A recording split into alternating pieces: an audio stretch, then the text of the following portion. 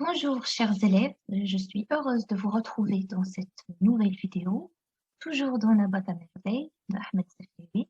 Aujourd'hui, on va essayer d'avoir une idée sur les personnages de ce roman. On va commencer par notre narrateur, le petit Sidi Mohamed, qui est le personnage principal du roman. Il est âgé de 6 ans, il est caractérisé par sa solitude. Il est renfermé et il a un penchant pour le rêve. C'est un enfant fragile cachant une petite santé. La boîte à merveilles, c'est son seul compagnon. Cette boîte contient des objets hétéroclites. Hétéroclites, ça veut dire des objets de différentes matières, c'est-à-dire en matière transparente, en métal, en nacre. Par exemple, cette boîte contient un bouton de porcelaine, des boules de verre, des anneaux, de minuscules cadenas sans clé, des clous, des encriers vides, euh, des boutons décorés aussi, des boutons sans décor, des épingles, un cabochon de verre qui fascinait beaucoup le petit narrateur. Alors, les objets de cette boîte sont considérés par le petit narrateur comme des véritables amis. Nous avons Lalla Zoubida, qui est la mère du narrateur, Sidi Mohamed. Elle affirme d'être la descendante du prophète et elle croit tellement aux superstitions. Elle a un teint d'ivoire, une bouche généreuse et un nez court.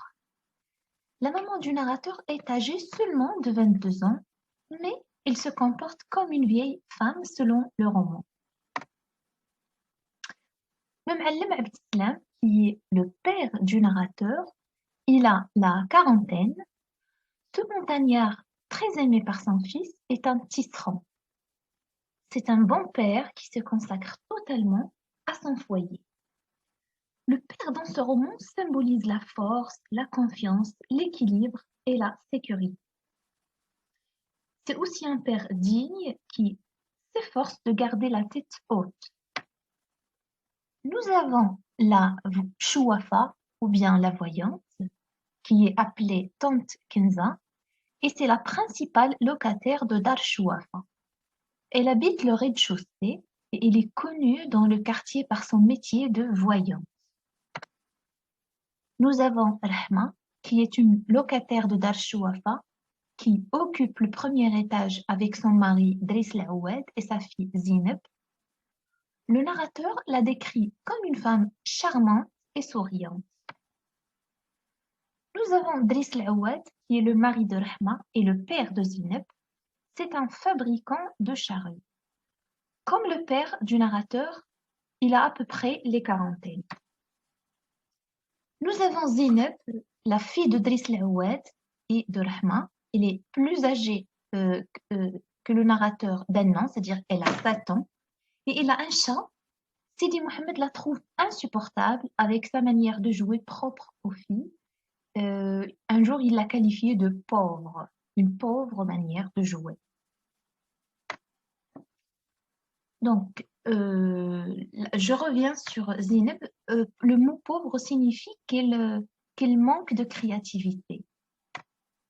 Alors, nous avons Fatma al-Biziwiya, qui est la femme de Hallal, qui occupe le 2e étage. Elle partage avec la famille de Sidi Mohamed le 2e étage. Nous avons Hallal le jardinier, qui est l'époux de Fatma al-Biziwiya. Nous avons le faqih, qui est le maître d'une cide ou bien de l'école coranique. C'est un homme barbu qui somnole pendant que les écoliers récitent les versets coraniques. Il fait l'objet de cauchemars pour Sidi Mohamed avec sa baguette de cognatier qui distribue des coups au hasard.